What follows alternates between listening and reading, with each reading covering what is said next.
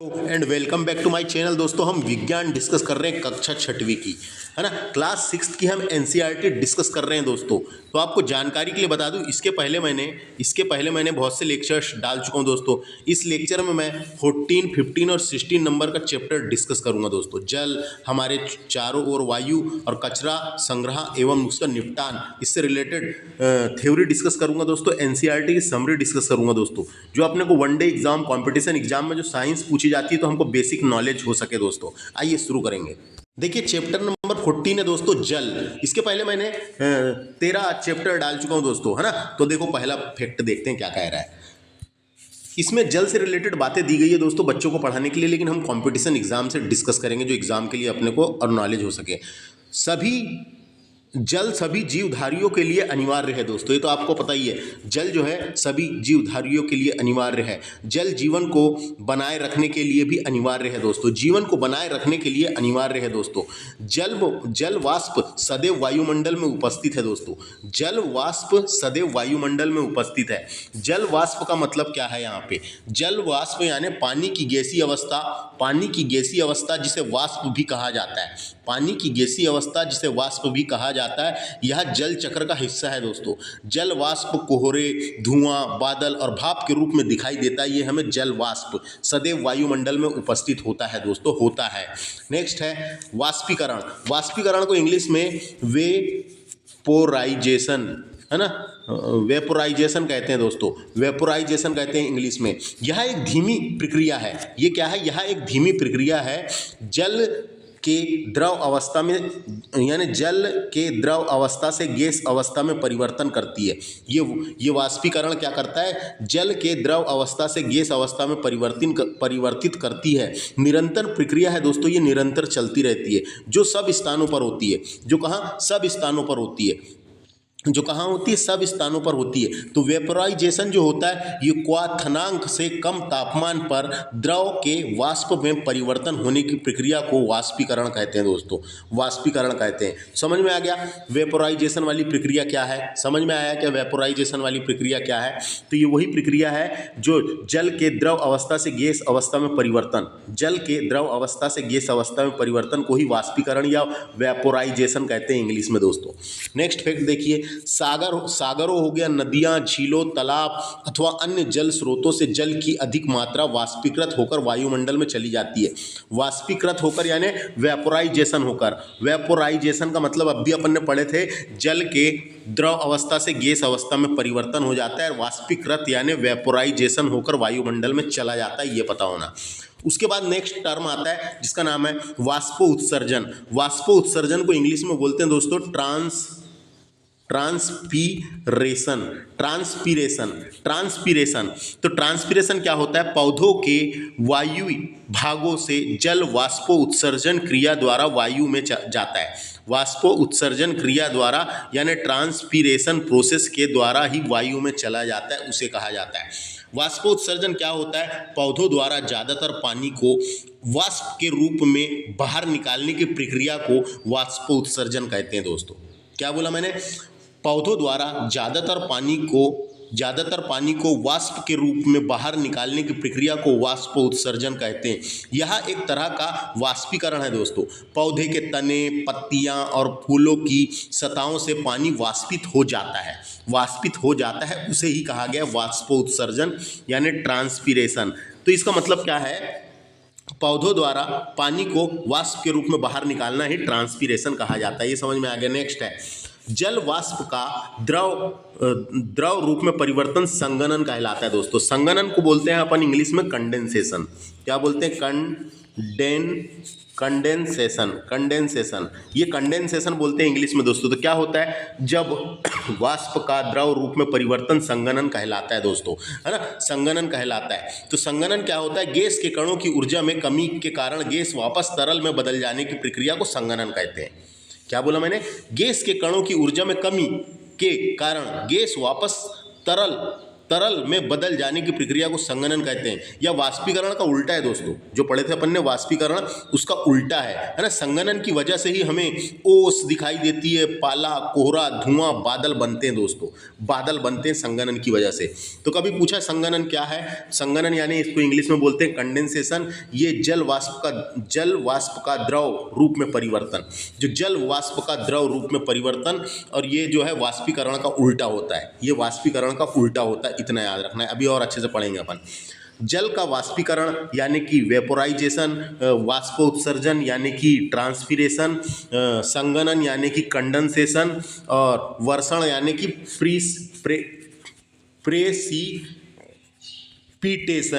Precipitation यानी बरसना, है ना, प्रेसिपिटेशन। तो ये समझ में आया दोस्तों। तो क्या लिखा है? जल का वाष्पीकरण, वाष्पोत्सर्जन, संघनन और वर्षण, संघनन और वर्षण आदि प्रक्रिया तथा पहाड़ों से नीचे की ओर बहाकर सागरों में मिल जाने को ही जल चक्र कहते हैं। जल चक्र कहते हैं। जल चक्र का मतलब यहाँ पे क्या है दोस्तों? जल चक्र का मतलब है यहाँ पे वाटर साइकिल। वाटर साइकिल को ही बोलते हैं हाइड्रोलॉजिकल साइकिल। वाटर साइकिल को ही क्या कहा गया है? हाइड्रोलॉजिकल साइकिल कहा गया है। हाइड्रोलॉजिकल साइकिल कहा गया है इसे ही हाइड्रोलॉजिकल साइकिल कहा गया है दोस्तों। तो समझ में आया क्या, है ना। वर्षण क्या होता है? सबसे पहले अपने को पता होना है यहाँ पे। वर्षण का मतलब होता है दोस्तों प्रीसिपिटेशन, यानी कि वर्षण का मतलब होता है जब वायुमंडलीय जल संघनित होकर पृथ्वी की सतह पर वापस आ जाता है। संघनित होकर पृथ्वी की सतह पर वापस आ जाता है, इसे ही वर्षण कहते हैं। वर्षण में कई रूप हो सकते हैं, जैसे कि बारिश हो सकता है, हिमपात हो सकता है, ओलावृष्टि हो सकता है, ओले गिरते हैं कि नहीं, कोहरा हो सकता है। तो ये सब किसके उदाहरण है? ये वर्षण के एग्जाम्पल है दोस्तों। आदि प्रक्रिया तथा पहाड़ों से नीचे की ओर बहाकर सागरों में मिल जाना ही जल चक्र कहलाता है। पृथ्वी पर पानी का लगातार घूमना जल चक्र है दोस्तों। पृथ्वी पर पानी का लगातार घूमना ही जल चक्र है। इसे हाइड्रोलॉजिकल साइकिल भी कहा जाता है। यह चक्र में पानी जमीन और सतह और वायुमंडल और जमीन के नीचे जमा रहता है दोस्तों। यह तरल, ठोस और गैस के रूप में मौजूद होता है ना। जल चक्र की प्रक्रिया जो है वाष्पीकरण, वाष्पोत्सर्जन, संघनन और वर्षण और अपवाह के द्वारा होती है दोस्तों। अपवाह के द्वारा होती है दोस्तों। इतना समझ में आ गया। नेक्स्ट है, जल तीन अवस्था में पाया जाता है दोस्तों। एक तो होता है ठोस यानी सॉलिड, दूसरा होता है गैस यानी द्रव यानी लिक्विड, तीसरा होता है गैस। तो अपने को तीन ही अवस्था बताई गई है अभी। जल तीन अवस्था में पाया जाता है, द्रव, ठोस, सॉलिड यानी ठोस, द्रव और गैस, तीन अवस्था में पाया जाता है दोस्तों।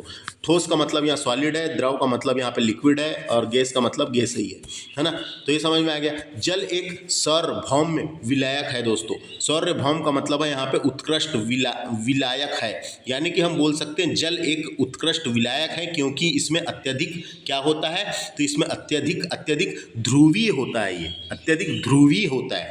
तो अपन बोल सकते हैं पानी के घोल में ऑक्सीजन और परमाणु की एक ध्रुवीय अवस्था होती है ना। एक तरफ हाइड्रोजन एक सकारात्मक विद्युतीय प्रभाव देता है यानी होता है इसमें, और दूसरी तरफ ऑक्सीजन का नकारात्मक प्रभाव होता है। दूसरी तरफ ऑक्सीजन का नकारात्मक प्रभाव होता है दोस्तों। दूसरी तरफ ऑक्सीजन का नकारात्मक प्रभाव होता है। तो ये समझ में आ गया नकारात्मक। अगर पूछा पानी गीला क्यों होता है, पानी गीला क्यों होता है, ये कभी अगर अपने को किसी ने पूछा तो आपको बता दूं पानी गीला क्यों होता है। तो पानी ऑक्सीजन और हाइड्रोजन से मिलकर बना है दोस्तों, और ऑक्सीजन में नमी होती है इसलिए पानी गीला होता है। ऑक्सीजन में नमी होती है इसलिए पानी गीला होता है। पानी के अणुओं के बीच हाइड्रोजन बॉन्डिंग होती है, जिससे ये आपस में जुड़ा होता है। इसी कारण पानी के अणुओं में गतिज ऊर्जा होती है, जिससे ये एक जगह पर रुक नहीं पाता दोस्तों। ये तो आपको पता ही होगा। लेकिन गीला क्यों होता है? तो पानी ऑक्सीजन और हाइड्रोजन से मिलकर बना होता है।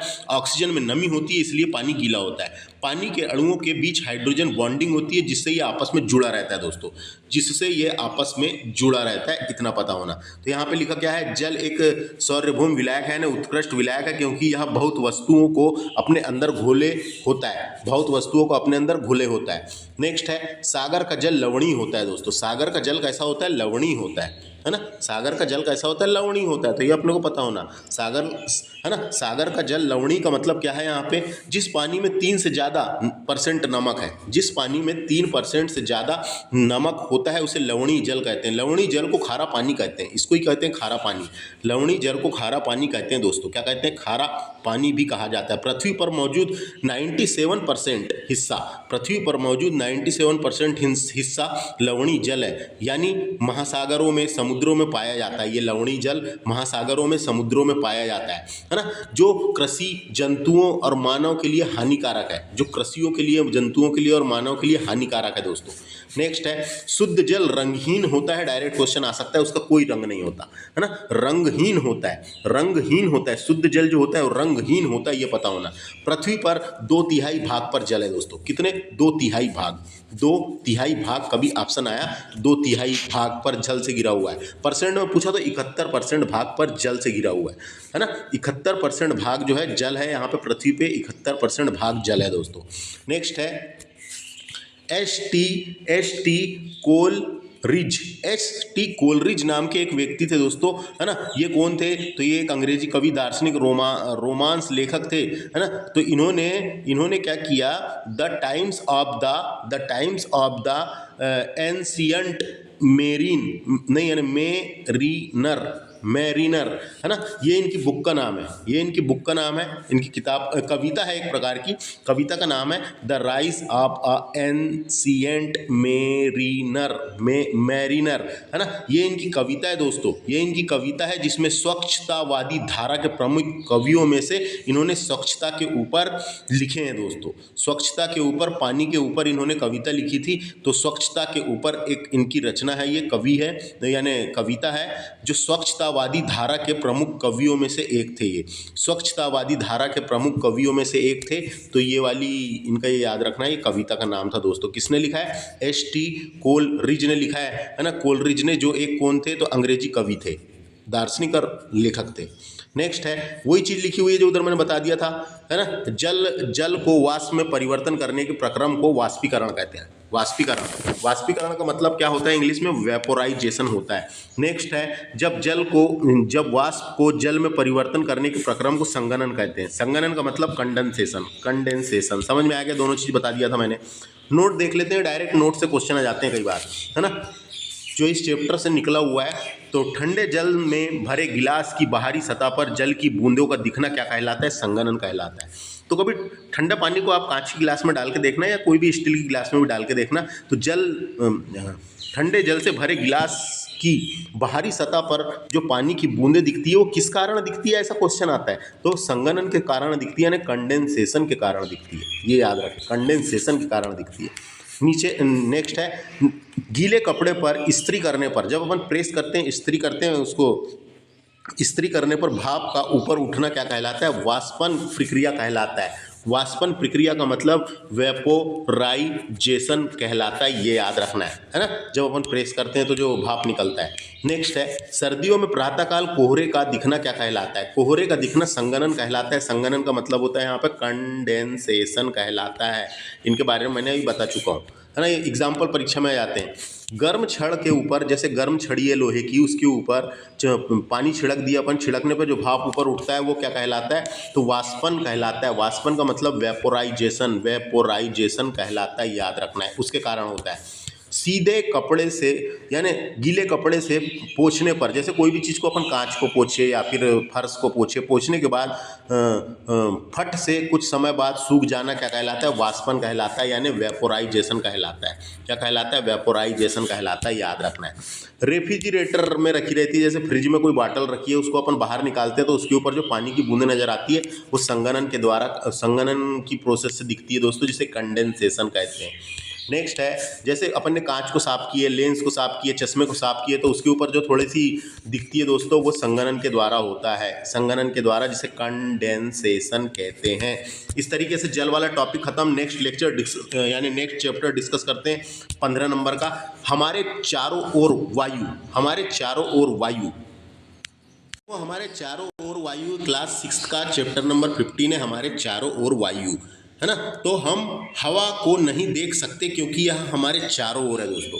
हम हवा को देख नहीं सकते लेकिन यह हमारे चारों ओर है, हमारे चारों ओर है और ये कई गैसों का मिश्रण है, ये कई गैसों का मिश्रण है दोस्तों। तो देखिए पहला ये फैक्ट क्या है, वायु का वेग, डायरेक्ट क्वेश्चन आता है, वायु का वेग किससे नापा जाता है? एनीमोमीटर से नापा जाता है। एनीमोमीटर से वायु का वेग नापा जाता है। कभी वायु का वेग ऑप्शन नहीं देगा तो पवन की दिशा, पवन का वेग या पवन की दिशा या फिर उसकी वेलोसिटी नापी जाती है दोस्तों। वेग का मतलब वेलोसिटी, या पवन की दिशा, या फिर ये भी दे सकता है, एक दे सकता है वायु का वेग, पवन की दिशा दे सकता है, और क्या दे सकता है? वायु का वेग, पवन की दिशा। हाँ ये याद रखें अभी, ये पवन वेग मापी जिसका नाम है एनीमोमीटर दोस्तों। एनीमोमीटर होता है, एनीमोमीटर एक हाथ से पकड़ने वाला या फिर कहीं फिट कर देते हैं, ये एक वायु दाब और वायु गति दोनों को नापता है। ये तो वायु दाब को तो नहीं लेकिन वायु गति को नापता है, वायु की गति। ये इस टाइप का होता है, इसमें यहाँ पे कैसी कटोरी, एक यहाँ एक कटोरी, यहाँ पे एक कटोरी, यहाँ पे एक कटोरी रखी रहती है। अब इधर से हवा चलती है तो ये कटोरी इधर ढकलता है, फिर ये ऐसा करके चलता है और नीचे मीटर लगा रहता है, उससे पता चलता है कि वायु का वेग नापा जाता है, हवा कितनी तेज चल रही है करके, है ना। डायरेक्ट क्वेश्चन आ जाता है, वायु का वेग किससे नापा जाता है? एनीमोमीटर से नापा जाता है, ये याद रखना है। उसके बाद देखिए वायु सभी स्थानों पर पाई जाती है दोस्तों। वायु जो है सभी स्थानों पर पाई जाती है। जब वायु तीव्रता से चलती है तो उसे पवन कहते हैं। पवन कब कहलाता है? वायु तो वायु कहेंगे, लेकिन पवन कब कहते हैं? जब वो तेज चलती है, जब वो चल रही है तो पवन नाम पड़ गया उसका। तो वायु सभी स्थानों पर पाई जाती है, पर जब वायु तीव्रता से चलती है तो उसे पवन कहते हैं। तो पवन की डेफिनेशन समझ में आ गई। जब तीव्रता से चलती है तो उसे पवन कहते हैं। वायु को देखते नहीं लेकिन अनुभव कर सकते हैं। वायु को हम देख नहीं सकते लेकिन अनुभव तो कर सकते हैं चल रही करके, है ना। वायु स्थान घेरती है, तो ये आपको पता होगा, वायु स्थान घेरती है ना। जल तथा मृदा दोनों में उपस्थित होती है। जल में भी वायु है और मृदा में भी है, और स्थान घेरती है दोस्तों, स्थान घेरती है ना। वायु स्थान घेरती है, याद रखना है। 8वीं सदी तक सोचते थे वायु एक ही पदार्थ है, लेकिन सिद्ध हो गया कि ये अलग अलग पदार्थों से बनी हुई है करके। 8वीं सदी तक सोचते थे कि वायु एक ही पदार्थ है दोस्तों, एक ही पदार्थ है करके सोचते थे, लेकिन बाद में सिद्ध हो गया कि वायुमंडल में मुख्य रूप से जो वायु है तो वो कई सारी गैसों से मिलकर बनी हुई है। तो वायु में नाइट्रोजन होता है, नाइट्रोजन जिसे N2 कहते हैं, ये 78% होता है। ऑक्सीजन होता है जो 21% होता है। इसके अलावा नोबल गैसें होती है दोस्तों, नोबल गैसें, हाइड्रोजन यानी हाइड्रोजन भी होता है। कार्बन डाइऑक्साइड 0.03% तथा अन्य मात्रा में यानी अन्य जलवाष्प, और देखो जलवाष्प भी होता है और धूल के कण भी उपस्थित होते हैं, धूल के कण भी उपस्थित होते हैं, है ना। इसके अलावा धूल के कण भी उपस्थित होते हैं। ऑर्गन गैस भी होती है इसमें, ऑर्गन गैस जो है ये 0.93% होती है ना। तो कभी क्वेश्चन आ सकता है कि नाइट्रोजन ऑक्सीजन के बाद तीसरे नंबर की सबसे ज़्यादा गैस कौन सी है? तीसरे नंबर की जो गैस है सबसे ज़्यादा वो ऑर्गन है, कार्बन डाइऑक्साइड नहीं है, याद रखना है, ऑर्गन है ना, ऑर्गन है। उसके बाद अन्य गैस है, फिर कार्बन डाइऑक्साइड का नंबर आता है दोस्तों। तो तीसरे नंबर में कार्बन डाइऑक्साइड नहीं है, ऑर्गन है ना, ऑर्गन है। तो वायुमंडल में मुख्य रूप से nitrogen, oxygen, organ, carbon dioxide और अन्य गैस होती है दोस्तों। इसके अलावा वायु में जलवाष्प और धूल के कण भी होते हैं, जलवाष्प और धूल के कण भी होते हैं, है ना, जलवाष्प और धूल के कण भी होते हैं। वायु में मौजूद गैस का प्रतिशत देखें तो नाइट्रोजन का प्रतिशत है 78.08%, ऑक्सीजन का प्रतिशत है 21.95%, इसलिए उसको 21 कहते हैं, है ना। और उसके अलावा फिर आर्गन का प्रतिशत डायरेक्ट इंपॉर्टेंट है, ये 0.93%। कार्बन डाइऑक्साइड का प्रतिशत है 0.04 भी लिखा है कई जगह, 0.0304 है। और अन्य गैस थोड़ी मात्रा में है, अन्य गैस थोड़ी मात्रा में है ना। वायुमंडल में मौजूद गैस जैसे neon, helium, methane, krypton, hydrogen, ozone, ये सब गैसें रहती है दोस्तों, ये सब गैसें रहती है, ये सब गैसें रहती है। वायुमंडल में मौजूद नाइट्रोजन ऑक्सीजन का योग्य जो है वो ज़्यादा है, नाइट्रोजन और ऑक्सीजन का योग्य 99% है, 99% है, बाकी अन्य गैस 1% में आती है ना। ये समझ में आया। उसके बाद नेक्स्ट फैक्ट देखते हैं। ऑक्सीजन वस्तुओं को जलाने और गर्म करने, जीवधारियों को श्वसन क्रिया करने के लिए आवश्यक है। तो ऑक्सीजन वस्तुओं को जलाने, बिना ऑक्सीजन के कोई वस्तु नहीं जल सकती, तो ऑक्सीजन जरूरी है जलने के लिए, गर्म करने के लिए भी ऑक्सीजन जरूरी है ना। और जीवधारी जितने भी हैं उनको श्वसन करने यानी सांस लेने के लिए इंपॉर्टेंट है ऑक्सीजन गैस। वायुमंडल क्या होता है तो इसके बारे में देख लेते हैं। वायुमंडल जो है पृथ्वी के चारों ओर से घेरे हुए गैसों का एक आवरण है। पृथ्वी के चारों ओर से घेरे हुए गैसों का एक आवरण है। यह पृथ्वी की सतह से कई किलोमीटर की ऊंचाई तक फैला होता है दोस्तों। पृथ्वी की सतह से कई किलोमीटर की ऊंचाई तक फैला होता है। वायुमंडल में कई तरह की गैसें होती है, जिसमें मुख्य रूप से नाइट्रोजन और ऑक्सीजन शामिल है दोस्तों, है ना। तो पृथ्वी के चारों ओर से घिरे होते हैं ये, उसे ही वायुमंडल कहते हैं, मैंने बता दिया। जलीय जीवधारी भी O2 लेते हैं दोस्तों, जल में घुली होती है ना। जलीय जीवधारी भी O2 यानी ऑक्सीजन लेते हैं, लेकिन जल में घुली होती है वो। जैसे मछली भी ऑक्सीजन ले रही है ना। जल में जितने भी जीव है वो ऑक्सीजन लेते हैं, लेकिन ऑक्सीजन जो है उसको जल में घुली रहती है, लेकिन ऑक्सीजन लेते जरूर है, जल में घुली रहती है, ये पता होना। हरे पौधे प्रकाश संश्लेषण प्रक्रिया में वायुमंडल में CO2 को ग्रहण करते हैं, यानी कार्बन डाइऑक्साइड को ग्रहण करते हैं, और ऑक्सीजन गैस को छोड़ते हैं, ऑक्सीजन गैस को बाहर निकालते हैं, और इसका स्तर जो है बना रहता है दोस्तों। इसका जो साइकिल है वो बना रहता है ना। तो ये समझ में आ गया। प्रकाश संश्लेषण हरे पौधों में होने वाली एक जैविक रासायनिक प्रक्रिया है दोस्तों। इस प्रक्रिया में पौधे सूर्य के प्रकाश की मदद से कार्बन डाइऑक्साइड गैस और पानी से ऑक्सीजन और शर्करा बनाते हैं। यह प्रकृति की सबसे अहम प्रक्रियाओं में से एक है, जिसमें CO2 को ग्रहण करते हैं और ऑक्सीजन गैस निकालते हैं, है ना, ऑक्सीजन गैस निकालते हैं। वायु जलाने में सहायक होती है, तो पता होना, बिना वायु के नहीं जल सकता। रुई में वायु उपस्थित होती है दोस्तों। जैसे अपना रुई कपास, उसमें वायु उपस्थित होती है, क्योंकि उसमें खाली जगह रहती है तो वहाँ घुसी रहती है वायु, हर जगह घुसी। मैंने बताया मृदा में, कपास में तो उपस्थित होती है। जल में डुबाया जाता है तो वायु के स्थान पर जल भर जाता है। जैसे आप अपनी जैकेट देखे होंगे, जो ठंडी में अपन पहनते हैं, स्वेटर, उसको जल में डुबाओगे तो कैसा वजन हो जाता है। जितनी खाली जगह रहती है वहाँ पे क्या है, वो घुस जाता है, जल घुस जाता है और वो वजन हो जाता है। और जब सुखाते हैं और खाली जगह रहती है तो वहाँ वायु रहती है दोस्तों, वायु रहती है। तो स्वेटर भी वही सिद्धांत पे काम करता है दोस्तों, इसीलिए अपने को गर्मी लगती है। क्यों गर्मी लगती है? इसलिए गर्मी लगती है, जैसे ये अपनी बॉडी है, बॉडी के ऊपर अपन ने स्वेटर की परत पहने हुए हैं और बाहर का वायुमंडल का तापमान अलग है। तो यहाँ जो वायु है दोस्तों, स्वेटर है, स्वेटर के अंदर जो रुई है, रुई के अंदर जो वायु घुसी हुई है, तो इसका डायरेक्ट संपर्क नहीं हो पाता, इसलिए हमें गर्म बनाए रखती है दोस्तों।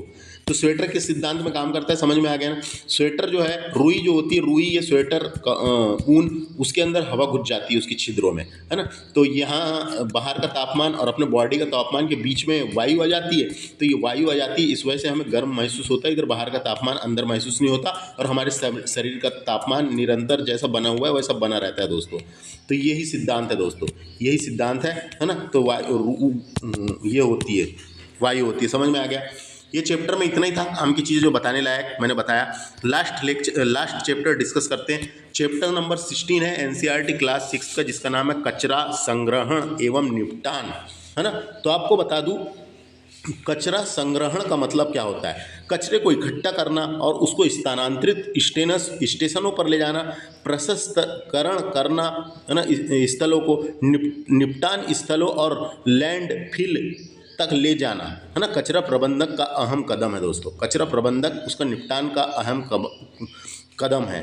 तो क्या बताया मैंने, कचरा संग्रहण का मतलब होता है कचरे को इकट्ठा करना, उसका स्थानांतरित करना, निपटाने स्थानों पर ले जाना, वही कहलाता है दोस्तों, वही कहलाता है। तो देखो पहला फैक्ट क्या है। स्वच्छ भारत अभियान 2 अक्टूबर 2014, है ना। स्वच्छ भारत अभियान भारत सरकार द्वारा आरंभ किया गया था। यह एक राष्ट्रीय स्तर का अभियान है, जिसका उद्देश्य जो है गलियों, सड़कों और अधोसंरचना को साफ सुथरा करना, जो कोने काने को साफ सुथरा करना और कूड़ा साफ करना।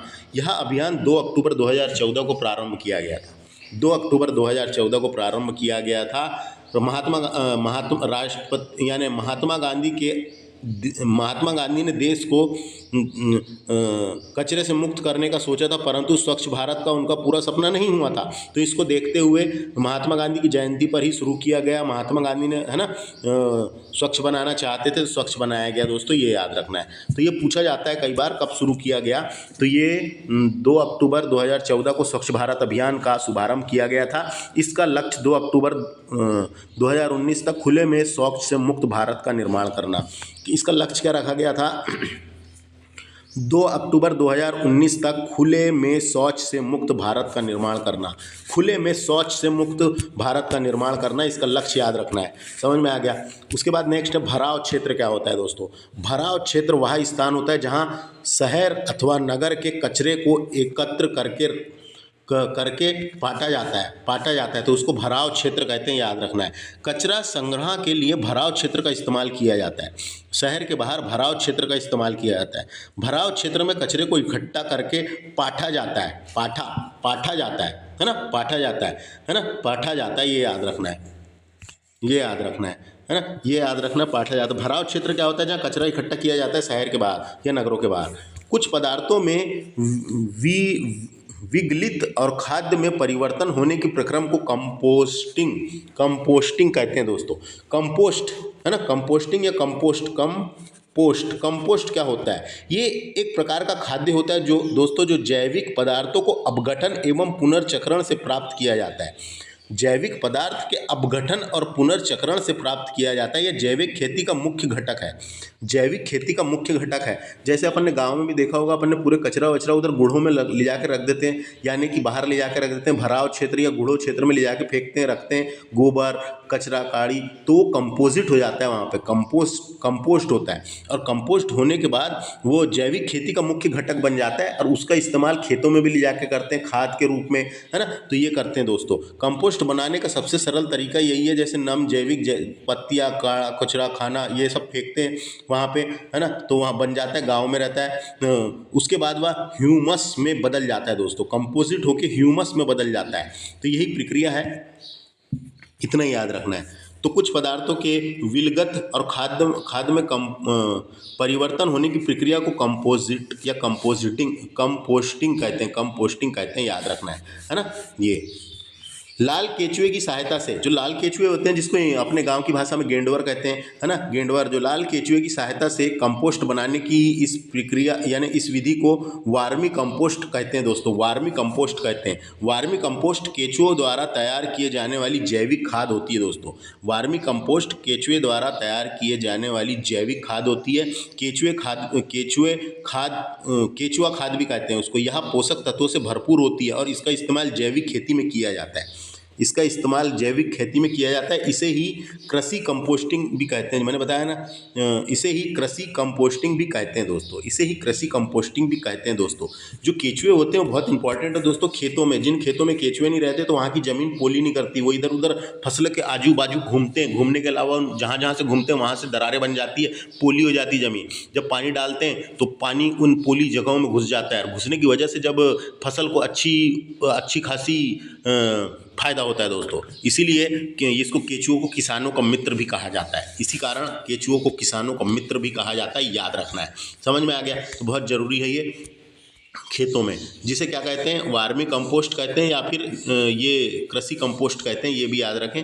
तो केचुए सहायता से कंपोस्ट बनाने में काम आता है कि नहीं, ये समझ में आ गया। पुनर्चक्रण की बात करते हैं। पुनर्चक्रण होता है, क्या होता है ये, जिसको रिसाइकल भी कहते हैं।